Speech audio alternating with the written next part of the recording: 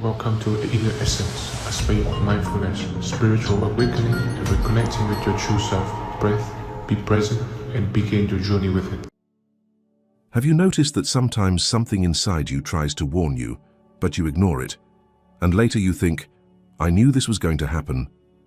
What if that voice wasn't intuition at all, but something deeper, the observer, trying to express what your higher self can't say out loud?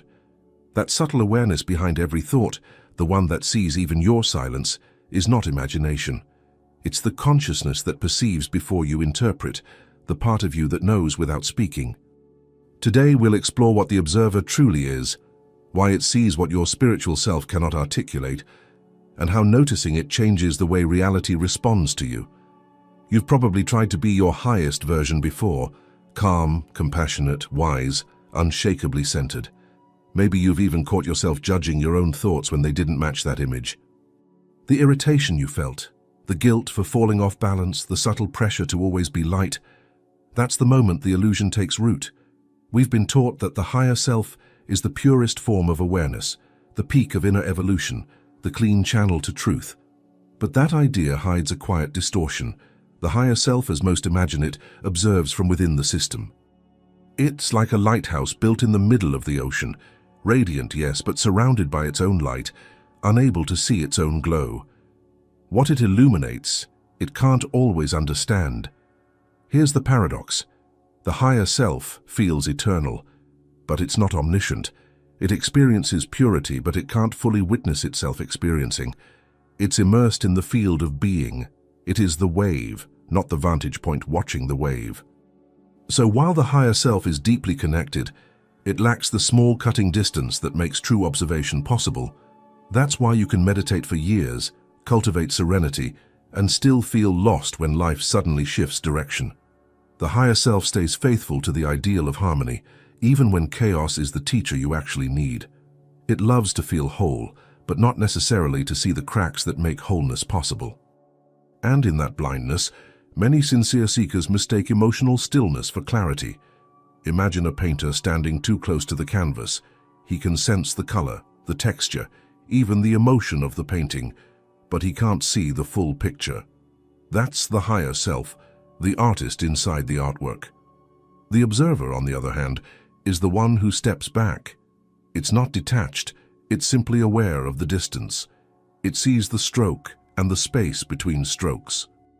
It sees you trying to be pure, and it knows, without judgment, that the effort itself creates distortion.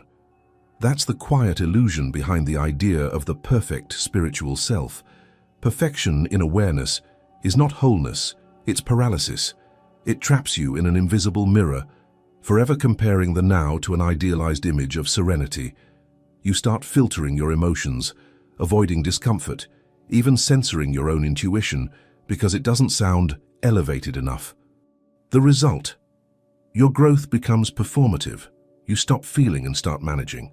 If you've ever forced calm when you were actually angry, that's it. If you've ever pretended to trust the universe while secretly fearing what comes next, that's it too. The higher self in its idealized form can't handle contradiction. It seeks coherence through suppression. But coherence only appears when every frequency is allowed to sound. The irony is that the moment you stop trying to embody your best vibration, something remarkable happens. You start to see. The act of seeing, pure observation, dissolves the need for perfection.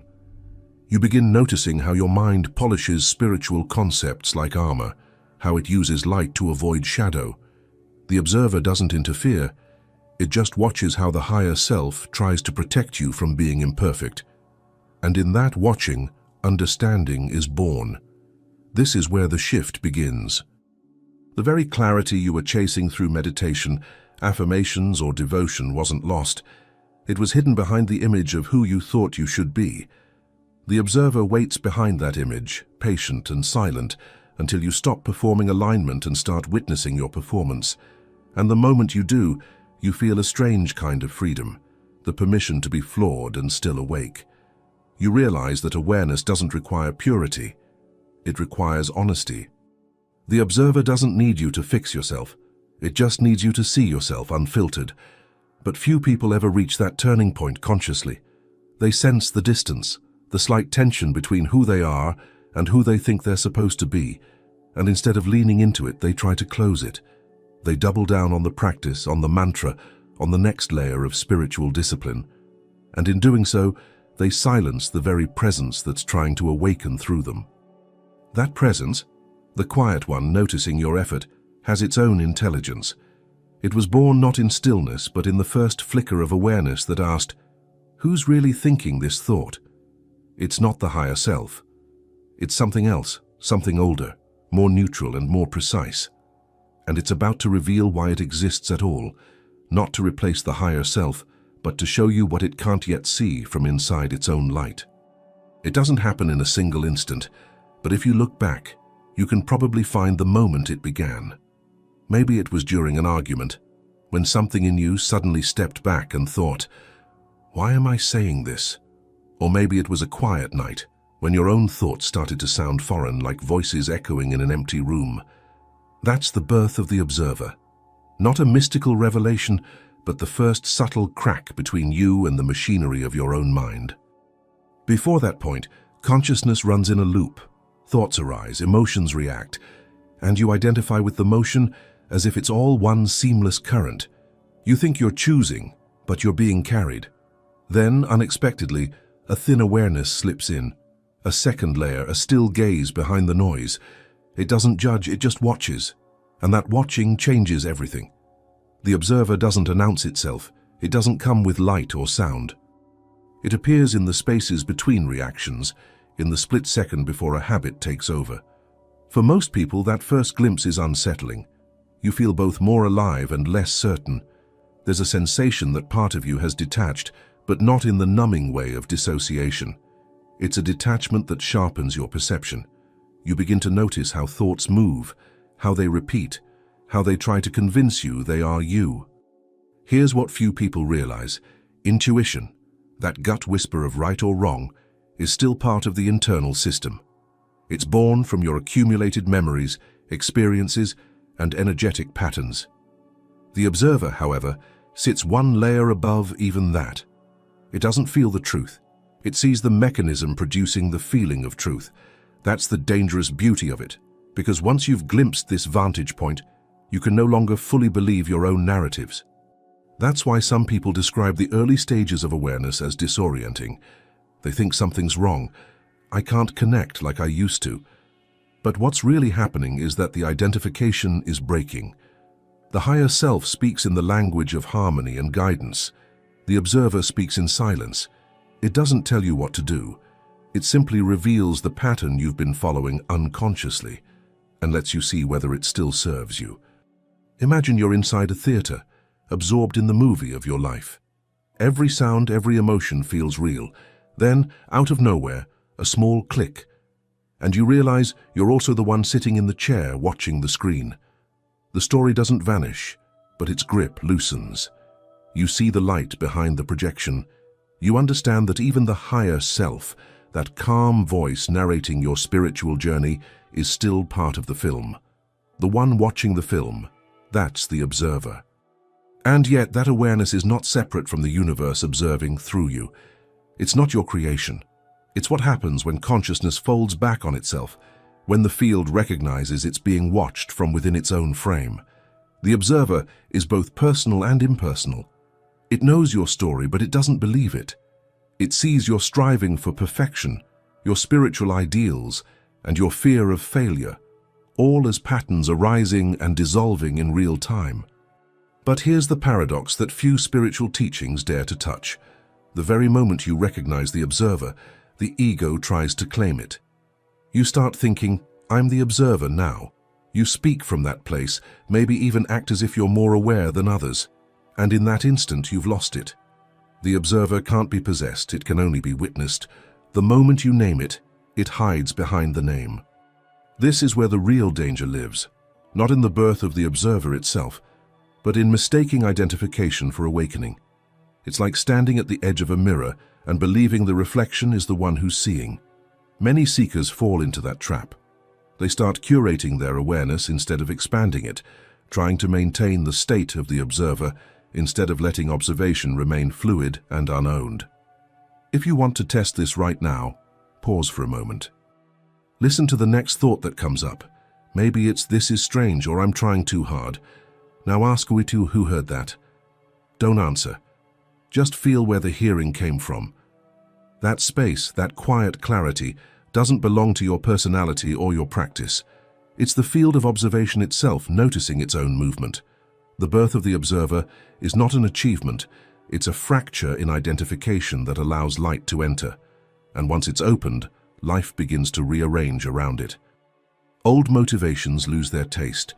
You start seeing how even your spiritual hunger, the drive to ascend, to heal, to align, can be another disguise of self-maintenance. And this realization can be unsettling, even frightening, because it dissolves the comfort of knowing who you are in the process of becoming better.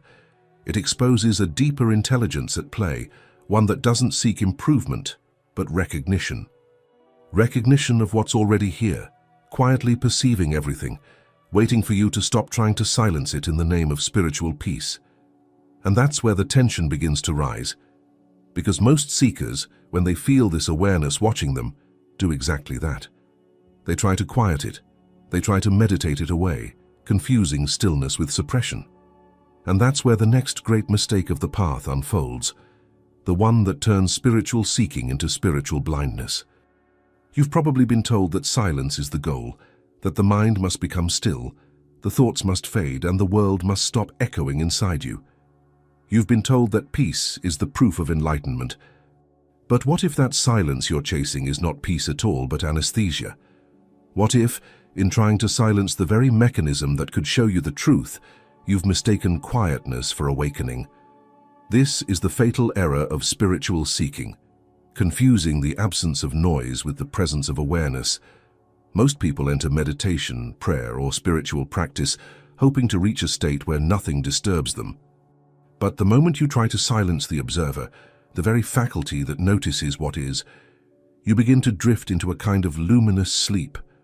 You stop perceiving clearly and start curating serenity. It sounds noble. Empty the mind. Let go of thoughts. Rise above emotions. Yet every time you push a thought away, every time you chase the perfect stillness, you reinforce the illusion that awareness and movement are opposites. They're not. True observation doesn't depend on silence, it contains it. The sky doesn't need the wind to stop in order to exist. Think of the last time you were truly still inside, not because you forced it, but because something deep in you was simply present. It probably didn't feel blank or numb. It felt clear, alive, subtly vibrating. That's because awareness is not an empty room, it's a living field. When you force silence, you flatten that field.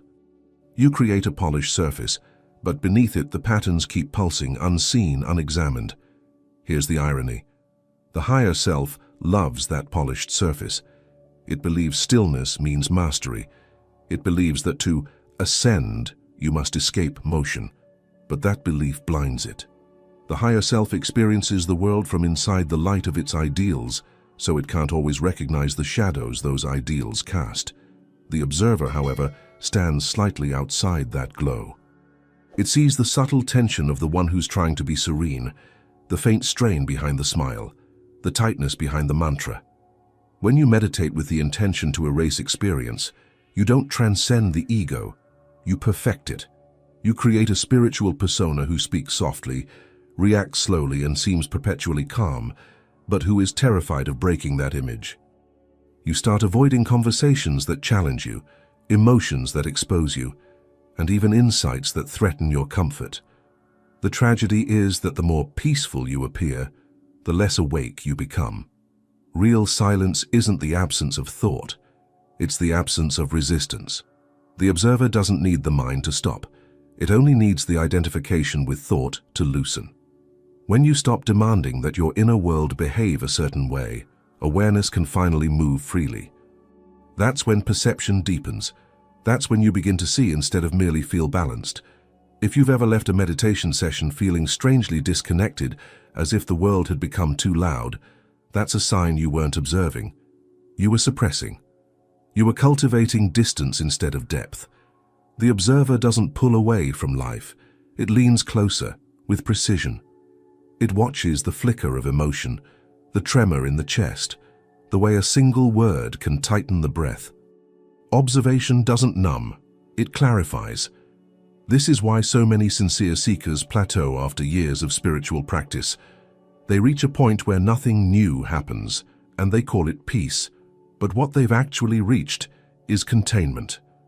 They've silenced the very faculty that could have revealed the next layer of truth. The observer isn't there to be quieted, it's there to translate what the higher self can't express, the fine print of your consciousness that only still awareness can read. Here's a simple test. The next time you sit to meditate, instead of focusing on the breath or a mantra, ask one silent question. What is aware of this moment? Don't look for the answer. Just feel the act of asking. Notice how the question itself creates a subtle distance between attention and experience. That's the observer reclaiming its space. It doesn't interfere with thought. It surrounds it with clarity. Many traditions call that distance witnessing, but even that word can mislead you, because witnessing implies two entities, the watcher and the watched. The observer dissolves that duality. It perceives the movement of the mind the way light perceives dust in the air, intimately without separation. When that seeing stabilizes, silence appears naturally, not as an effort, but as a side effect of coherence. And coherence is not stillness, it's rhythm. Awareness breathes in waves, contraction and release, noticing and letting go. To confuse stillness with enlightenment is like mistaking the pause between heartbeats for the life itself. The body of consciousness needs both motion and rest, both silence and sound, to stay alive. The real danger isn't noise, it's rigidity. The more you control your inner landscape, the less space the observer has to move. The real peace you're looking for doesn't come from stopping the storm, it comes from realizing you were never the storm in the first place. But to realize that, you must learn to hear differently. Because the next mistake many seekers make isn't suppression, it's misinterpretation. They confuse inner hearing with true observation, intuition with clarity, and that confusion is subtle, seductive, and nearly invisible until you learn how to recognize it. There's a subtle moment, almost imperceptible, when you realize that what you've been calling intuition might actually be something else. It happens when you feel that faint internal alarm, the quiet sense that something isn't right, yet you can't explain why. You may even call it a gut feeling. Gut.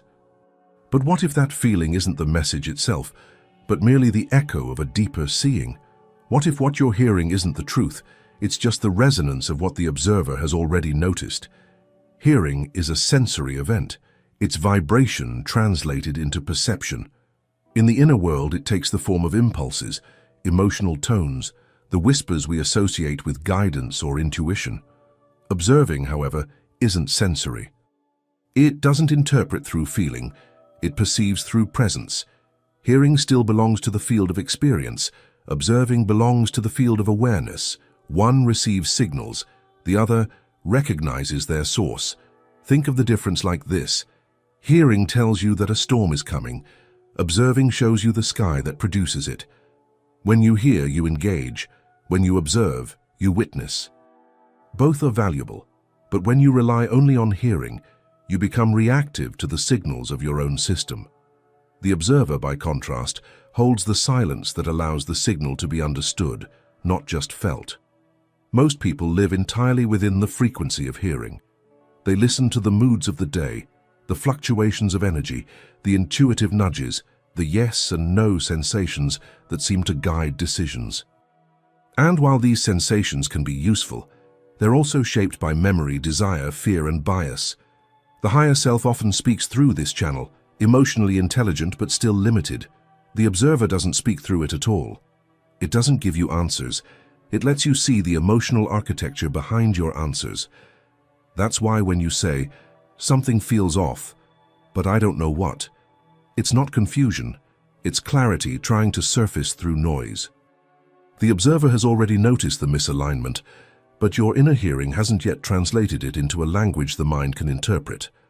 What you feel as unease is simply the vibration of that translation delay. Try noticing that gap the next time it happens. A thought arises, a decision appears, and immediately an echo follows, the subtle pull in your chest, the intuitive, Instead of reacting to that feeling, pause. Don't label it. Don't analyze it. Just turn your attention to the space from which both the thought and the feeling appeared. That space doesn't speak in words or emotions. It doesn't advise. It reveals. That's the observer, awareness itself perceiving its own ripple. There's a practical distinction here that changes everything. Hearing interprets reality. Observing updates it. When you only hear, you process experience through what's already known. You interpret signs based on your past.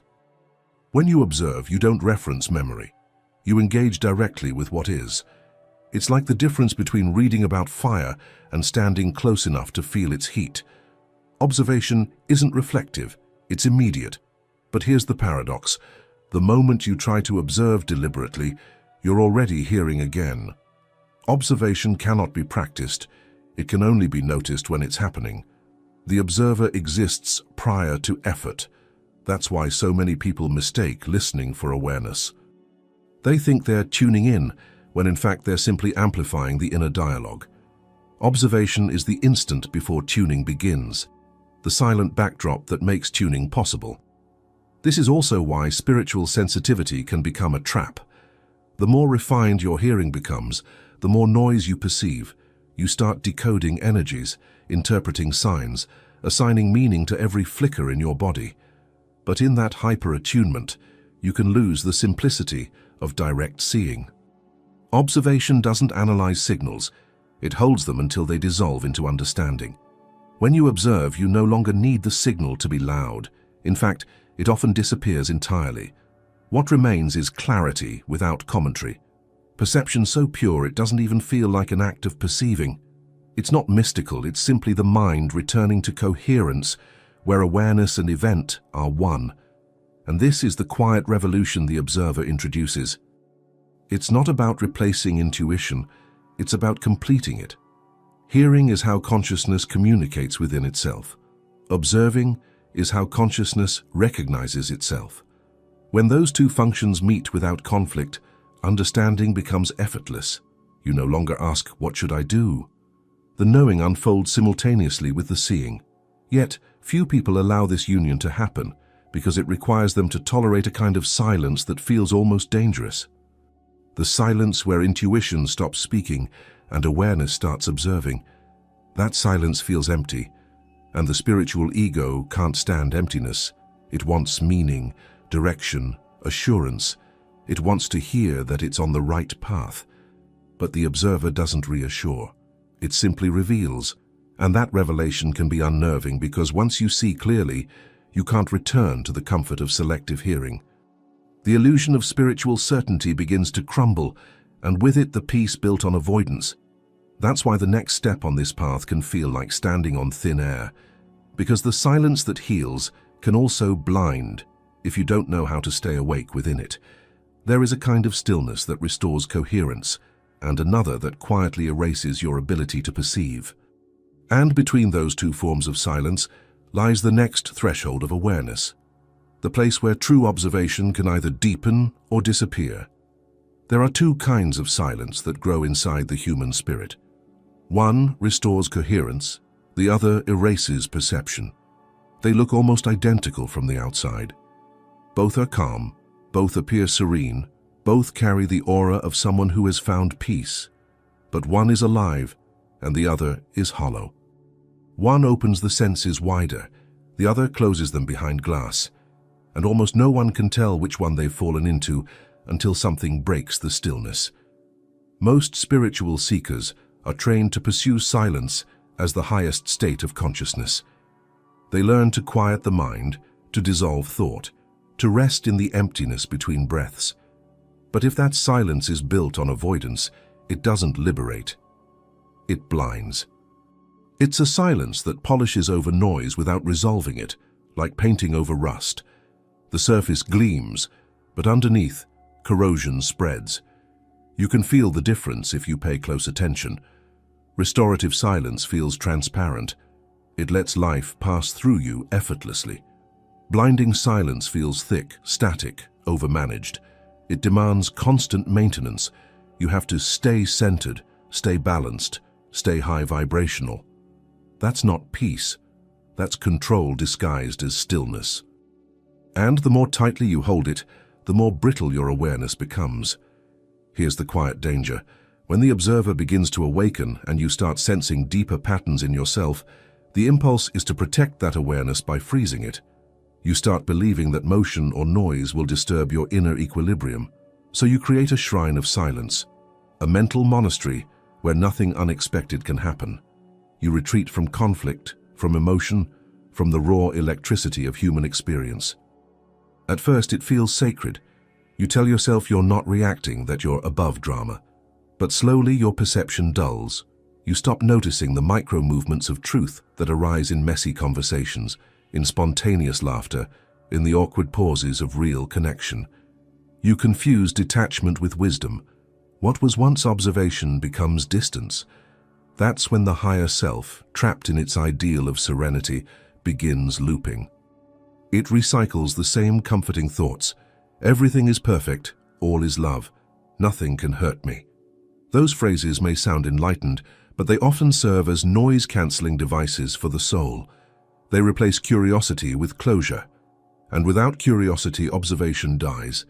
The observer doesn't need silence to function.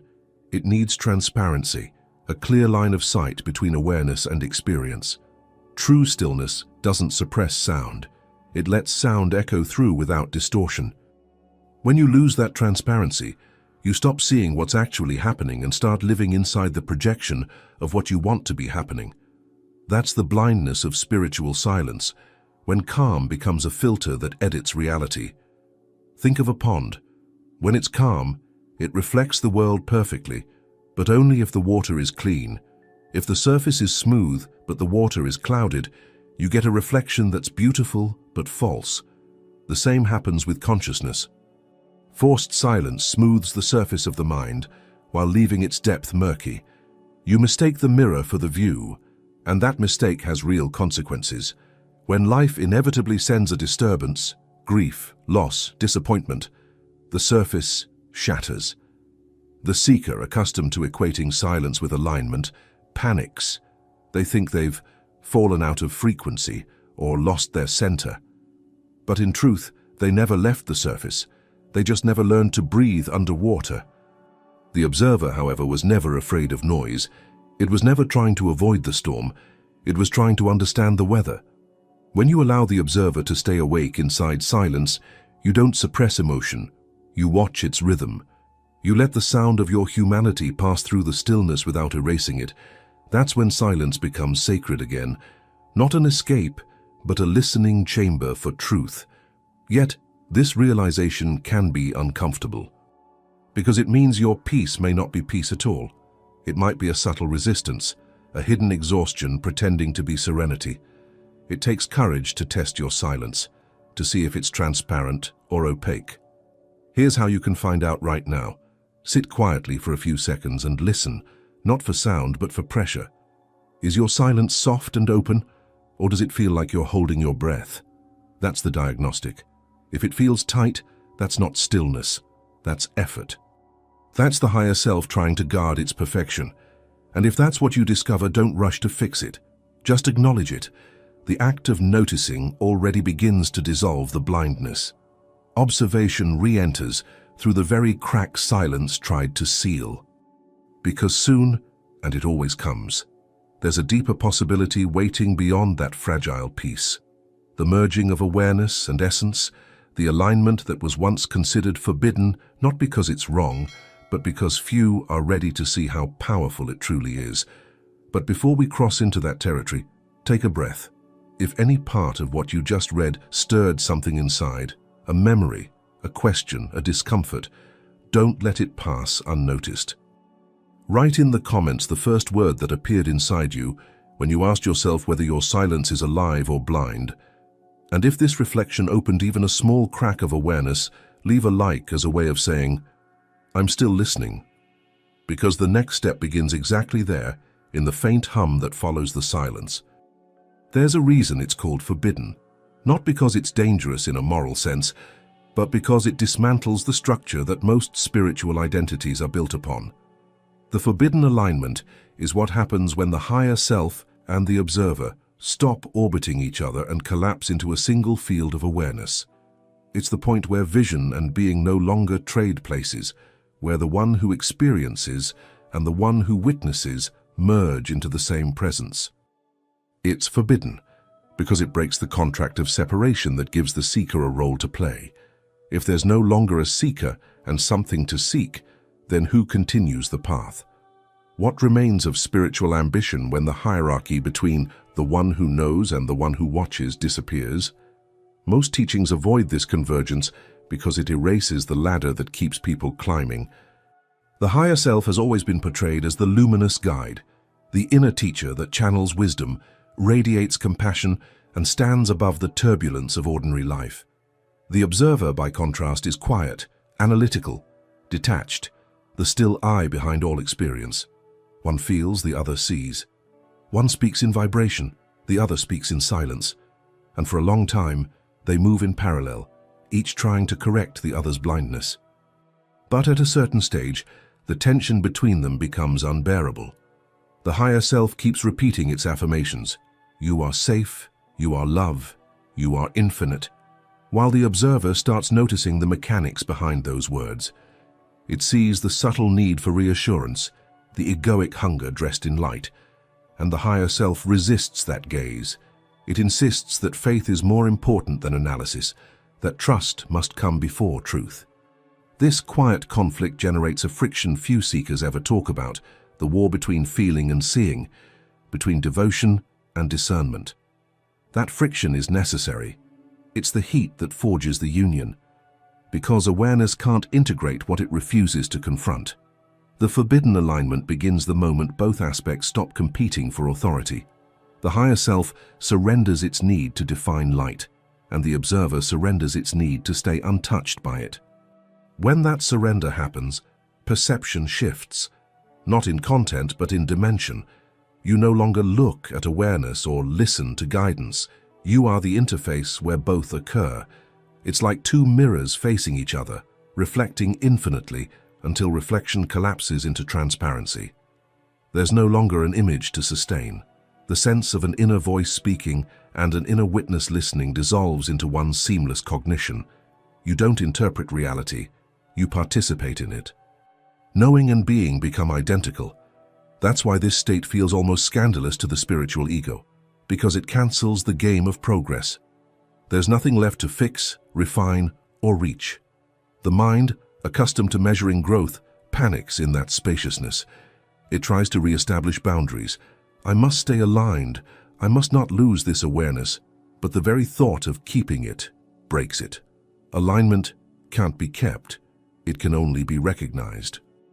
And yet, in that recognition, life becomes extraordinarily precise. Decisions don't come from intuition or logic. They emerge from coherence itself. You find yourself speaking with an authority that doesn't belong to the personality, moving without hesitation, resting without withdrawal. There's no internal dialogue debating what's right or spiritual. Action and awareness are synchronized. Imagine tuning two musical notes until they merge into a single tone. A third frequency neither of the originals could produce alone. That's what happens when the observer and the higher self fuse. The resonance that emerges isn't personal, it's cosmic, but expressed through the intimacy of your own nervous system. You feel both microscopic and infinite, deeply human and quietly universal. And yet, this alignment has a price: the death of self-reference. The moment you start describing it, you've already stepped one layer away from it. Words fracture it even as they try to reveal it. That's why mystics have always spoken in paradox. I am nothing, therefore I am everything. They were trying to point toward the state where the seeing of the truth and the being of it are indistinguishable. But this merging is not a permanent achievement. It flickers. It arrives in flashes that can't be summoned, only noticed. The instant you attempt to control it, it recedes. It's the universe breathing through the aperture of your awareness. showing you what coherence feels like when no one is left to maintain it. And this is precisely where most people hesitate, because coherence without control feels like falling. It requires trust, not in intuition, not in faith, but in perception itself, the raw intelligence of consciousness unfiltered by story. To stand there unguarded is to let the universe use your awareness as its mirror. And for that to happen fully, something fundamental in you must stop resisting the translation between the invisible and the visible, the very translation the observer was born to perform. That's where the next threshold begins, the moment when observation turns from silent witness into translator, when the invisible starts speaking through every detail of reality, not as symbolism or message, but as direct communication, the language of coherence itself. At first, it seems impossible that awareness could translate anything. Observation feels passive, like standing at the edge of experience, watching it unfold. But that's the illusion. The observer isn't passive. It's the invisible bridge between two domains, the formless and the formed, the signal and the sentence. Its role isn't to speak, but to render what can't yet take shape. It translates vibration into clarity, potential into perception. The process is subtle. It doesn't happen through words or ideas, but through pattern recognition. Every event in your life, every thought, every emotional pulse, carries an energetic signature, a kind of texture that precedes meaning. The higher self feels that texture as intuition, but the observer doesn't feel it. It sees its coherence. It tracks the geometry behind emotion, the movement behind motive. Where the higher self experiences guidance, the observer perceives data. Imagine standing before a stained glass window. The higher self sees color, light, beauty. The observer sees the structure that holds those colors together, the lead lines, the joins, the symmetry that makes the light meaningful. Without the structure, there's only blur. Without the color, there's no reason to look. The two depend on each other, but only the observer can make the image intelligible. That's why some of your deepest realizations don't come as new ideas, but as shifts in how you see. You look at the same memory, the same person, the same recurring struggle, and suddenly, it's transparent. The details haven't changed, only the level of observation has. You're not interpreting anymore. You're perceiving the invisible scaffolding that holds your experience together. This translation of the invisible happens constantly, whether you notice it or not. It's there when you walk into a room and sense the unspoken tension, when you feel someone's honesty before they say a word, when you recognize that a choice feels aligned without knowing why. What's actually happening is that the observer has already processed the subtle field and converted it into felt clarity. Your intuition receives the signal after the translation has already taken place, but this mechanism only works when you're not trying to manipulate it. The observer's language is coherence, not control. When you attempt to force meaning onto an experience to make it spiritual, significant, or redemptive, you interrupt the translation. You start interpreting the invisible through the lens of desire. True translation happens only in neutrality. The observer can't hear through expectation. It can only render what's actually there. That's why the most profound insights often arise in moments of surrender. When you stop trying to read the universe and simply let it be visible, information begins to organize itself. Connections appear spontaneously. You understand without thinking. The observer is functioning freely, turning the invisible architecture of reality into a pattern you can comprehend. In science, coherence describes the alignment of waves moving in the same phase. When they synchronize, their amplitude multiplies. Their energy becomes clear and strong. Awareness works the same way. The more coherent your perception, the more powerfully reality expresses through you. The observer doesn't create this coherence, it reveals it. It lets you see how your own attention affects the field around you, how clarity isn't imposed on life, but drawn out of it by the quality of your gaze. That's why some experiences feel guided or cosmic without any mystical proof. It's not that the universe suddenly intervenes, it's that your observer reaches the level of resolution where the invisible pattern becomes readable. You begin to see meaning not as an overlay, but as a property of reality itself. The world starts to speak in alignments, in small coincidences, in the rhythm of timing. The invisible is always communicating. It just requires a translator precise enough to perceive context instead of chaos. And yet, that precision can be unsettling because it erases the illusion of randomness. You start noticing how every reaction, every delay, every encounter fits into a fabric that's larger than comprehension. The observer doesn't decode it intellectually, it resonates with it. The translation happens through frequency matching, not analysis. When your awareness holds still enough, it begins to vibrate at the same rhythm as the invisible forces shaping your experience. At that point, you don't just understand reality, you participate in its articulation. This participation changes the texture of your choices. You stop acting from intuition alone and begin acting from recognition. You don't need signs or validation anymore because you're no longer interpreting signals. You're operating from the field itself. You are the translation in motion. But there's a strange twist hidden inside this state. The more coherent your awareness becomes, the less personal it feels. The observer, once experienced as your awareness, starts revealing itself as a function of something much vaster. It's as if the universe were watching itself through your eyes, using your consciousness as an interface. The line between self and source begins to dissolve, not as an abstraction, but as a direct perception. And that's where the next revelation begins to unfold. Because once the invisible can translate itself through you, you start realizing the shocking truth about observation. It's not you observing you. It's something much larger, an awareness that belongs to the entire field of existence, looking back through the small aperture of your mind. What you thought was your private seeing is, in fact, the universe recognizing its own reflection. The moment it happens, it's almost disorienting. You've spent years trying to find that quiet, steady presence inside you, the watcher behind thought, the observer that sees without reacting. You've trained yourself to notice the mind's movement, to hold space between impulse and awareness. And then one day, the realization drops like a silent shock. The one who's observing isn't you. It doesn't arrive as a thought or a revelation. It's more like a shift in gravity. Something that had always seemed centered within your consciousness suddenly flips inside out. You're no longer the one looking out from behind your eyes. You're being looked through. The awareness you thought you possessed reveals itself as something infinitely wider, using your perspective as one of countless lenses.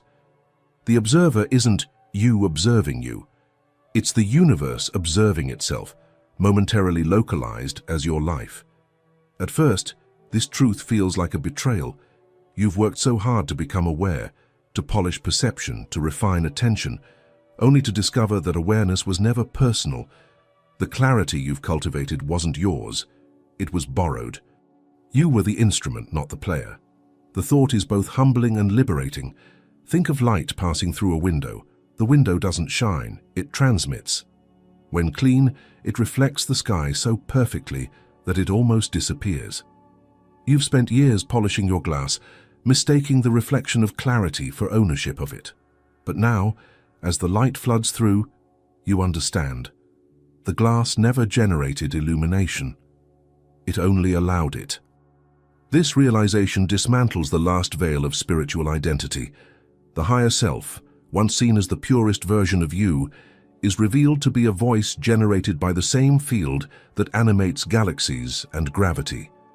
The observer is that field's point of contact, the eye through which the cosmos studies its own behavior. Every act of noticing, every flash of intuition, every instance of awareness is not a personal achievement, but an event of the universe recognizing itself. That's the plot twist. There was never a you becoming enlightened.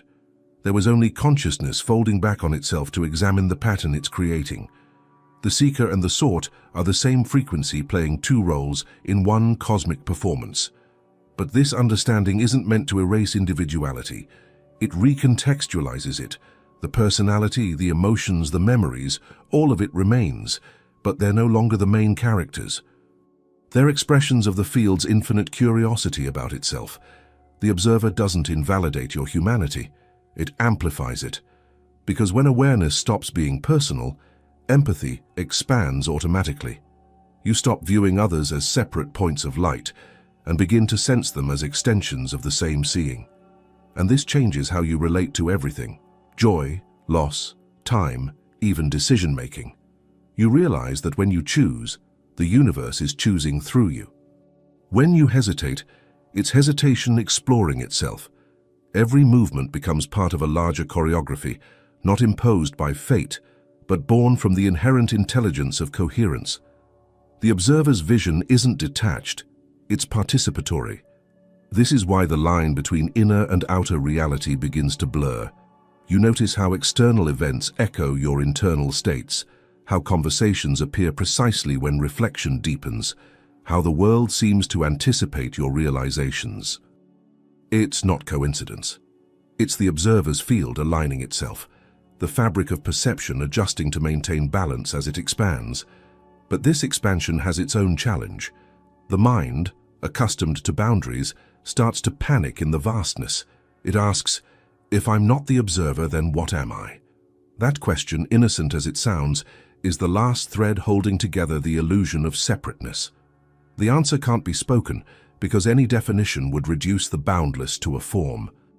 You can only live the question, breathing through the vertigo of dissolving identity until stability reappears, not as control, but as participation. Once you acclimate, life takes on a strange clarity. Ordinary moments feel charged with intelligence. The glance of a stranger, the rhythm of footsteps, the flicker of light on a wall, they're not signs to decode. They're expressions of the same awareness, peering through every angle of reality. You're not interpreting life anymore. You're part of its perception. And yet, even here, a paradox remains. The more you sense the universe observing through you, the more intimate everything feels. The infinite doesn't distance itself. It comes closer. The boundary between divine and mundane dissolves until brushing your hand against a table feels like touching the same presence that turns stars. That's the secret hidden in the plot twist. Awareness is not above life. It is life. The observer isn't looking at reality. It's streaming through it, animating each movement, each sound, each thought. The invisible intelligence you once sought is not watching from the sky. It's breathing through your nervous system, perceiving through your eyes, thinking through your mind. But this realization, as vast as it feels, isn't the end. Because once the universe begins to observe through you consciously, another transformation becomes possible.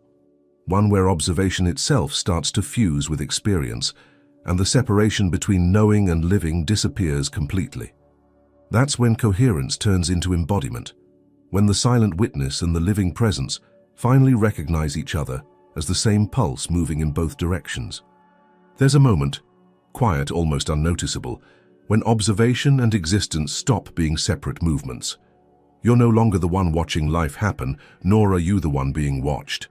The two currents collapse into one seamless awareness, and in that convergence, coherence is born. You don't arrive there through practice or discipline. It happens the way dawn happens, gradually, imperceptibly, until you realize the light has changed and there's no trace of darkness left to measure it against. This is the silent fusion, the reunion of the observer and the higher self, the seeing and the being. It's not an event you witness, it's an atmosphere you become. The transition doesn't announce itself with ecstasy or revelation. In fact, it's marked by the absence of anything extraordinary. There's no insight, no voice, no sign, just a stillness so complete that it doesn't even feel like silence anymore. It feels like the natural state of everything. Up to this point, the journey has been defined by polarity. The higher self reaching upward toward transcendence, the observer looking downward toward comprehension, one aimed for light, the other for clarity. The fusion begins when neither aims anymore. The two realized they were never different, that their perspectives were just different sides of one awareness trying to meet itself. It's not the kind of unity that removes duality, it's the kind that renders it transparent. You still feel emotion, make choices, live as a person, but you're no longer inside experience trying to manage it. Experience happens through you as you, without friction. The observer doesn't stand apart anymore. The act of living is observation now. Imagine a candle burning in a dark room. The flame and the light it produces seem like two things, one source, one expression. But if you look closer, you realize there's no boundary between them. The fire is the light.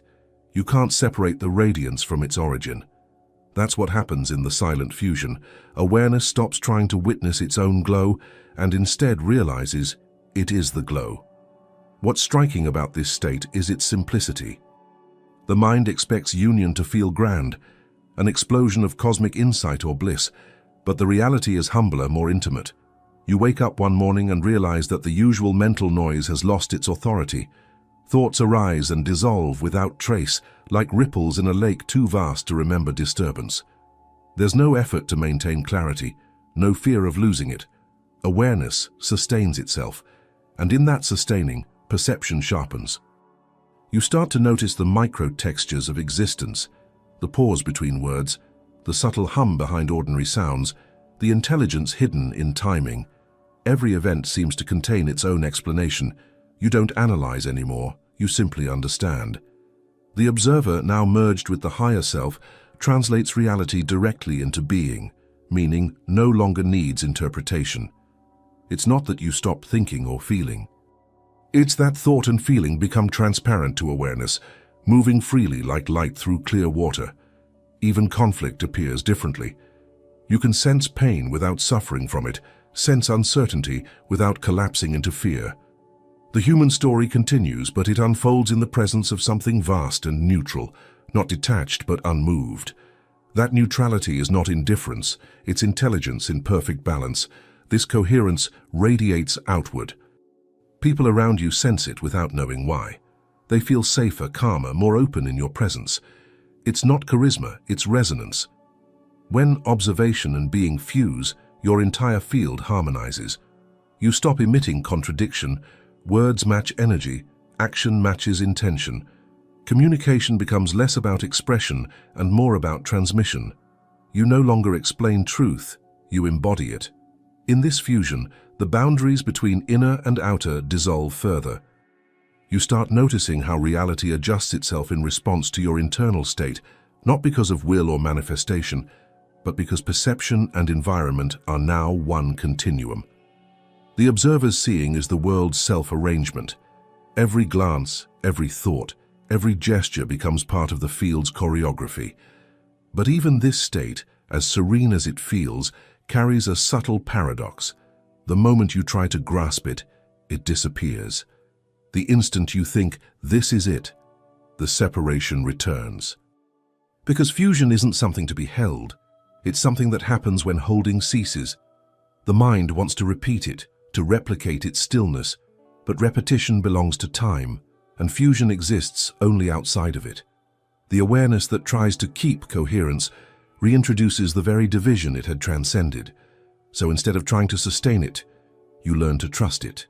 You allow awareness to breathe through form as naturally as wind through leaves. There's no longer a need to alternate between meditation and activity, silence and sound. Every moment becomes both, contemplative and alive, still and in motion. You start to sense that the entire world is meditating through you, that existence itself is maintaining the equilibrium. And it's within that balance of the effortless circulation between observation and action that another kind of knowing begins to unfold.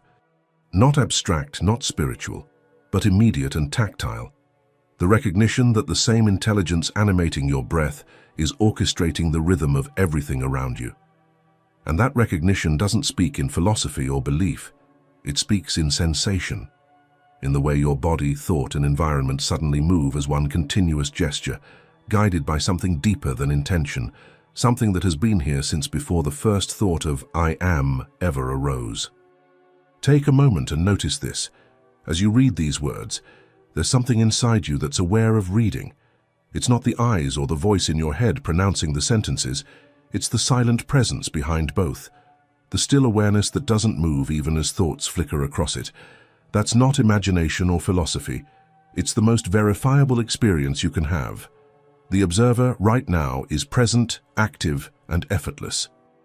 You don't have to summon it or visualize anything mystical. You simply pause for half a breath and ask yourself, who is noticing this thought? Don't answer with words. Just let the question hang. In that instant of suspension, before the mind rushes to label, explain, or describe, you're touching the observer directly. It's there in the gap between question and answer, the space between perception and interpretation. It's subtle, yes, but unmistakable once you catch it. It doesn't feel like an emotion or a thought. It feels like clarity itself, impersonal, neutral, and awake. You can test it anywhere, at a traffic light, in a meeting, during an argument. Every moment contains that same threshold between automatic reaction and conscious seeing. The act of noticing that threshold is the practical gateway to coherence. This is what it means to bring the observer into daily life. It's not about detaching from experience or pretending to be calm. It's about introducing awareness into movement, so perception and action begin to align in real time. When you're speaking, can you feel the silence behind your words? When you're listening, can you sense the stillness that receives the sound before meaning forms? That's the practice. Micro, invisible, but revolutionary in effect. What happens when you do this consistently is subtle at first. Time seems to stretch slightly. The usual rush of judgment softens.